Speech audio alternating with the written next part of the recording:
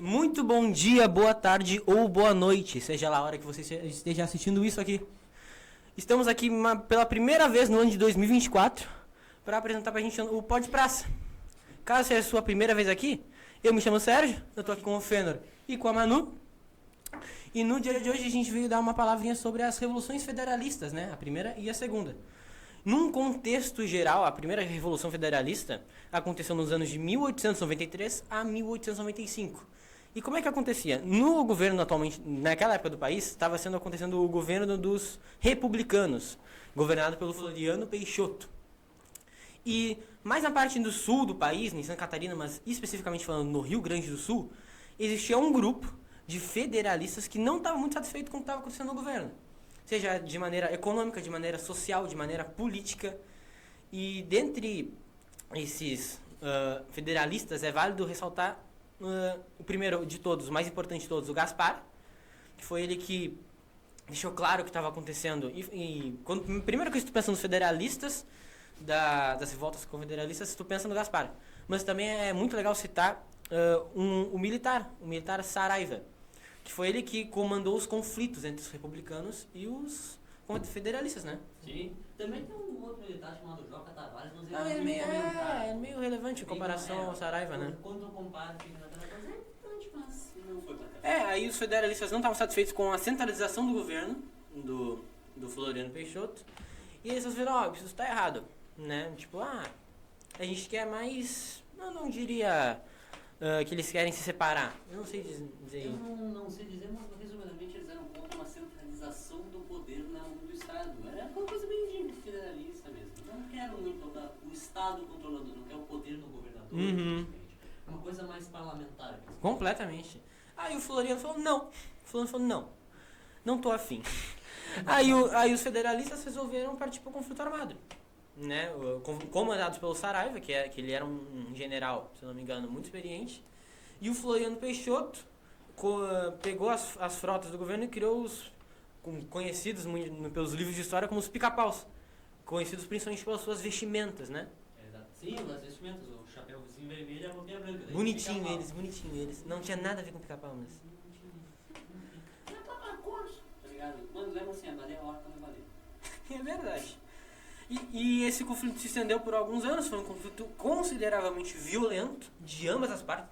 Tanto que ficou conhecido como Guerra da Degola, por algum. Sim, porque foi um conflito muito intenso, por parte dos dois lados teve bastante perdas, mas com o passar do tempo os federalistas não estavam conseguindo aguentar a pressão dos republicanos. Não entendi.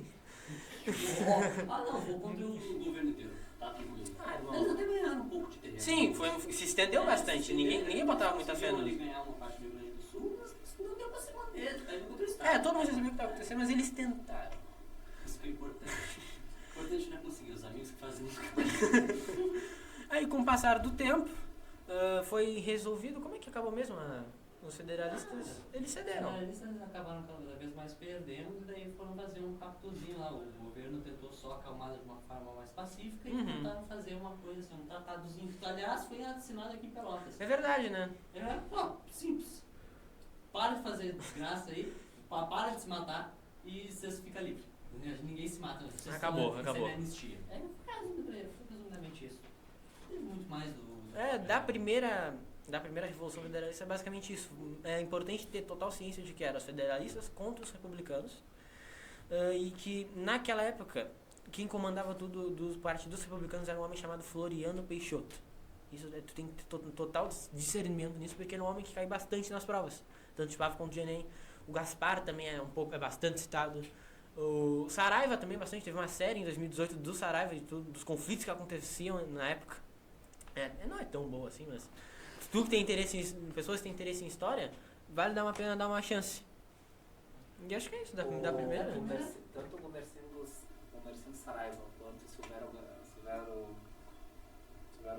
Ferreira Machado. Não. Silvério Martins. Isso, Martins. Tio Guarani. Em Baralhó. Eles são personagens importantes. E se vocês olharem dentro do governo estadual, por exemplo, que é comandado pelo Júlio de Castilhos, chama-se castilismo, né, que esse movimento todo vai se dar através do castilismo. Júlio de Castilhos não estava nem aí para a revolta. Completamente. Quem estava mais se preocupando com a revolta era o Floriano Peixoto, porque ele não queria perder o quê? Uma unidade. O Brasil, desde que se tornou império lá em 1822, ele tinha como força e como marco não ter uma fragmentação territorial, contrário que os espanhóis tiveram com as colônias, com os vice-reinos, e depois até dentro dos vice-reinos se fragmentando mais ainda para outros países nas suas independências. O Brasil, empurrando com a barriga, como a gente vai dizer, foi levando, através das revoltas nativistas, revoltas emancipacionistas, as revoltas do período colonial, mantendo a sua unidade estatal, essa unidade de Estado, que coisa que o governo espanhol não conseguiu. Então, a importância maior dada, principalmente por Floriano Peixoto, foi justamente essa: manter uma unidade, não ter a separação. E muito mais que eles queriam essa separação por não estar de acordo com... Sim, que naquela época eles já tinham deixado bem claro que eles discordavam de basicamente todo o governo. Tanto na parte econômica, na parte política, na parte social. Tanto que nos estopinzinhos para isso acontecer foi o Júlio de Castilhos tentando colocar mais poder no Sim, poder executivo. isso foi estofim. Isso foi um a gota ponto d'água. que fez os federalistas em conta. Então é bem isso. É aquela coisa, problema político. Tem desde aquela época para antes que a gente existisse.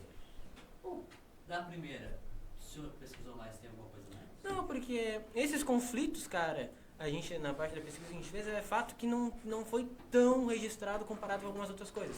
Mesmo mais antigas, com, sei lá, qualquer coisa mais antiga, não foi tão procurado, não tem tanto sobre em livros, em artigos na internet, então... No geral também foi uma coisa meio... Primeiro que uma coisa muito mais do nosso mundo. Tu não consegue imaginar uma briguinha política assim e indo pra violência, tu vê isso hoje em dia. Com certeza. E outro ponto também que eu acho que ficou muito concentrado aqui, já que perdeu, não deu importância pra praticamente nada, tirando as pessoas lá de cima nem foram. Eu acho que o único lugar que eu vejo que essa revolta realmente uau é aqui. Tanto que tem até coisa no nosso hino, tem dessa parte da revolta. É verdade, é verdade. Como é que era a frase? A guerra que a gente perdeu, assinou um contato para ver se a gente deixava igual, assim, tipo, neutralizava e comemora como se tivesse vencido. aí nós só falamos da Revolução Farroupilha. Mas todas as revoltas, se a gente for olhar, o Rio Grande do Sul tem perdas e ganhos. E serve as duas federalistas. As duas federalistas, se vocês olharem, quem que levou a vitória? Sempre o governo federal. Nunca foi o governo estadual. E se tu considerar o jeito que a gente ainda se considera muito separado e muito lutando, acho que a frase entra, eu errei, a revolução entra. É igual. Foi bons anos, pouquinhos anos. Isso é até legal, porque daí tu vê uma coisa lá atrás, consegue fazer sentido Sim, até hoje. faz sentido e até. fez sentido nas outras revoluções. Tá ótimo. Vocês querem uma coisa mais louca que isso ainda? Pega assim, pelotense gosta de Porto Alegrense? Não. Eu não fecho. Eu não vou muito com a cara mesmo, não. Mas... Por quê? Por conta do que vocês falaram agora. Da segunda? Tanto que eu pergunto pra Porto Alegre se eles se importam com a gente. Não, mas a gente se importa. Não. É justamente isso, por exemplo, assim, nós vamos agora abordar a 23. A Federalista 23. Na Federalista 23 vocês têm um personagem pelotense, que é o Pelotense.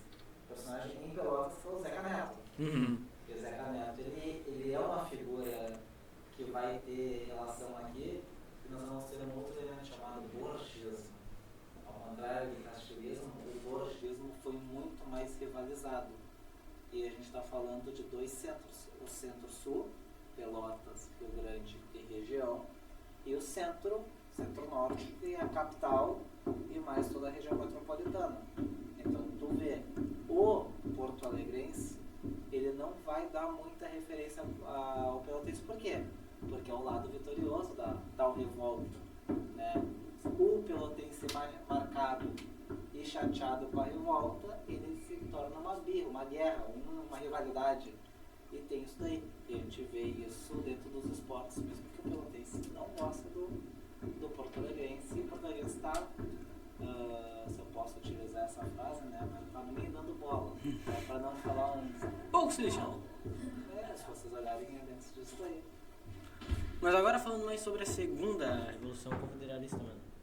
Bom, basicamente, a Revolução Federalista de 1923, ela se iniciou em 1922, quando tiveram as eleições para presidência do Estado, que hoje a gente chama de governador do Estado, mesma coisa, em que o Borges de Medeiros ganhou.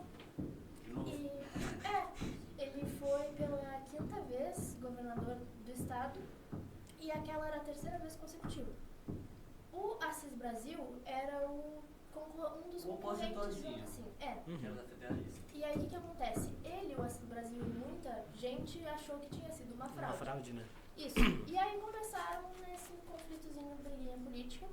Que foi um conflito um pouco pior, né? Tem que ser um pouco melhor, no sentido. Menos pior. Menos isso. Melhor. Não deu tanto problema, não tive 10 mil pessoas degoladas. Aparentemente, não dá muito pra confirmar, mas ele foi muito menos letal, muito menos violento. E eu não sei exatamente a duração, mas vocês sabem quanto tempo durou O conflito em si? o outro? Não, o outro Primeiro. durou 2 anos. É 2 anos. Sim, 93 a 95. De realmente briga entre eles, talvez um pouco Não, menos. menos. 2 anos. O conflito em si foi 93 a 95. Sim. Mas a gente tinha que deve ter dado 1 ano e 2, 1 ano e 6. Bom, o lado do Assis Brasil é o que eles chamam de Maragatos, de novo. Sim. Que representados pela cor vermelha. Dá pra considerar a segunda meio que uma continuação da primeira, se tu for. É o mesmo nome quase. E o Borges de Medeiros eram chamados chimangos. Eu não consegui achar muita informação do porquê chimango, mas chimango é uma ave de rapina aqui do Rio Grande do Sul. Mas não consegui achar direito o porquê do nome em si. Só pela curiosidade, não é parecendo tipo vermelho e branco, então não sei mesmo. Não tem nada a ver, né? Eu vi uma foto, tem nada a O ver. primeiro, por mais que era pica-pau, também teve a nomenclatura chimango, só que eu não entendo por quê, porque, cara, a ave é cinza. É cinza. É nada a ver, né, cara? Nada a ver. É uma ave de rapina, Gurias. Ave de rapina é um predador. Isso. Tem essa Caramba! ser predador. Exatamente. Ser predador. Pô, tinha um nomezinho melhor, né? Porra. A chimango ficou lá. Podia ser águia, Mano, até coruja é uma ave de rapina. Não, Fazer o quê? passarinho. Bom, as revoltas deles eram meio que distribuídas por todo o estado. Os revolucionários, eles tinham colunas, que eram certos grupinhos de combatentes que ficavam em todo o estado, o tamanho dependia do lugar. E eles trabalhavam na questão de ataca e sai. Ou seja, eles atacavam, ficavam um pouco tempo e saíam para criar esse clima de tensão constante. E também não tomar um sopapo. Não, porque naturalmente aprenderam. Eles, por mais de curiosidade, os revolucionários eles não tinham muito apoio financeiro, então eu vi que tem até registro de que eles pegavam coisa desviada de quartéis dos locais. Não sei se é verdade, mas tem coisa assim. Os chimangos eram a brigada militar. E tinham também corpos provisórios, que eram grupos de pessoas, digamos que recrutadas, não sei exatamente como funcionavam, mas que só estavam ali para aumentar a repressão da oposição. Meio que grupos convocados para ajuda, digamos assim. E, mano, vou colocar uma tecla SAP aí, porque vai ter uma galera de fora aí querendo escutar. A brigada é a polícia militar. Serve como nome, quando ele diz brigada militar. O que é isso, brigada? É Sim. polícia militar. Exatamente. O fim dessa foi, basicamente, tentaram fazer negociações, os dois lados meio que recuaram, de certa forma, e foi com o Tratado de Pedras Altas que teve o acordo entre esses dois lados. Até foi por um cara que conseguiu articular Setembrino de Carvalho. E o que acontece? Nesse tratado, o Borges ele não ia poder se reeleger, mas ele poderia terminar esse mandato dele ali no governo. E Não, tentaram dar juntou. uma... Ficou legal pra todo mundo. Não achei muito mais desse conflito, porque não tem muito na internet. Não foi uma coisa que todo mundo teve dificuldade. O conflito armado ele não tem tanta veemência, tanta relação assim. Tem elementos, por exemplo, nós temos uma corrida, entre aspas, né, mas uma manifestação do Zeca Neto em Rio Grande, onde a Brigada Militar ficou sabendo que ele estava vindo a Pelotas e um batalhão de choque da Brigada Militar foi deslocado a Pelotas para pegar o Zeca Neto. Então nós temos uma foto em um livro do professor, que me falha a memória agora, ele faleceu em 2012. Tá vindo na cabeça, já vou lembrar. No teu tempo. Oi? No teu tempo. E ele faz parte do Bicentenário de Pelotas, no livro do Bicentenário de Pelotas. Então o professor ele relata e tem essa foto falando sobre essa revolta de 1923 e aparece o Zeca Neto fugindo da Brigada Militar. Outro elemento que a gente pode trazer como curiosidade, isso é bem interessante, óbvio, nós não vamos levar isso no âmbito nacional, porque o Enem, se cobrasse uma alternativa dessa, o gaúcho, o sul-rio-grandense teria vantagem. Sim, mas aí o de cima matava uma galera. Por quê? Porque do meio sul do estado não existe a rua chamada Borges de Medeiros por conta do borgesmo, por conta do presidente Borges de Medeiros. Pelotas, por exemplo, o PAV pode aparecer. Uhum. No PAV pode aparecer uma questão referente à Revolução de 23. E um outro elemento aí esse sim pode aparecer na prova do Enem, porque já cai no âmbito nacional, que é a questão do patrimônio histórico nacional, do IFAM. O Castelo de Pedras Altas, o antigo Castelo do Assis Brasil, ele foi tombado com patrimônio histórico. E hoje ele está sendo reformado e reorganizado para receber visitas, para receber diversas movimentações, né, dentro dos turistas, para conhecer um pouco da história do Rio Grande do Sul também lá em Pedras Altas. Óbvio, Castelo de Pedras Altas. Naturalmente. O nome do pacto chama Pacto de Pedras Altas. Tá? Então esses três elementos que dá para trazer eu posso trazer para vocês para agregar o trabalho de vocês, que é isso aí, a revolta do Rio Grande do Sul é uma revolta daqui. Sim, não é o que se expande muito. Mas eles são muito regionalistas, onde não tem, por exemplo, São Paulo, uma universidade de São Paulo, mal fala. Sim, não vai cair uma questão disso, não. Nem mal fala do estado do Rio Grande do Sul dessa questão de revoltas. Cita as federalistas, mas cita como revoltas nacionais aqui, revoltas do Rio Grande do Sul. Mas não entra. Ou até mesmo pode aparecer, e eu particularmente falando, faria uma questão dessas no PAV, eu traria o trecho da música Maragatos e Chimão. Foi Maragatos ou foi Chimão, querência amada, do céu de Nilo. Bem isso daí. Eu traria essa questão, eu traria o trecho dessa música e relacionando a qual movimento trata a revolução, qual revolução trata no caso. E Maragatos e Chimangos, muita gente acha que a música refere-se à Revolução Farroupilha de 35 a 45. Mas é lá de 23.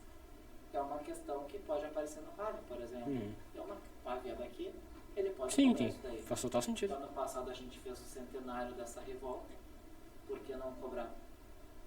Então é só isso daí que eu tinha que fazer. Não, muito bom. Mais algum comentário de vossas partes? Eu tenho mais uma coisa. Por favor. Que é só assim, pra quem tá talvez prestando mais atenção, talvez tenha vindo a seguinte questão. Se os caras estavam tentando mudar o governador, etc., eles realmente achavam que a ideia de atacar e meter o pé nessa... Ficou estranho só falar assim, não ficou? Porque vocês conseguem entender a lógica? Assim parece que os caras só estavam dodoca na cabeça, tá? Mas só pra explicar, porque acabou me fugindo também. A ideia deles era que, fazendo isso, eles fossem criar um caos, e como na primeira o Estado se meteu, eles queriam que os governos se metessem, é verdade. Aí, com essa intervenção, inclusive o Ciro Brasil foi para Rio de Janeiro, tentou articular lá para ver se eles se metiam aqui, mas não deu certo. Aí foi que moeu as ideias e tudo perderam, tá? Só percebendo mesmo que até eu tinha deixado passar. Algum comentário? Professor? Mas bom, então, gente... É isso. Caso você tenha gostado do que a gente falou aqui, considere se inscrever no canal, caso você não seja inscrito ainda. Pra ti é um cliquezinho, pra gente nos ajuda bastante. Se possível, também deixe seu like, porque com 400 likes a gente vai raspar a cabeça do Rian. Tá combinado isso até o final do ano. Não importa o tempo que passe, isso ainda é lei. E é isso, gente. Muito obrigado por ter assistido até aqui. Forte abraço. Tamo junto. É os guri.